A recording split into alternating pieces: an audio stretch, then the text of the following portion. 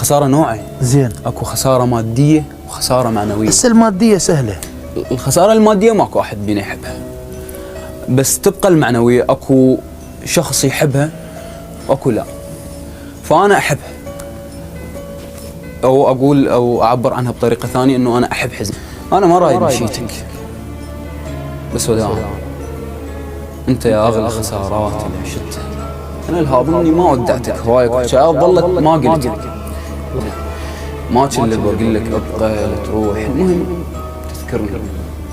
بس هاي ردتها صعبة تروح، هي المشكلة هنا.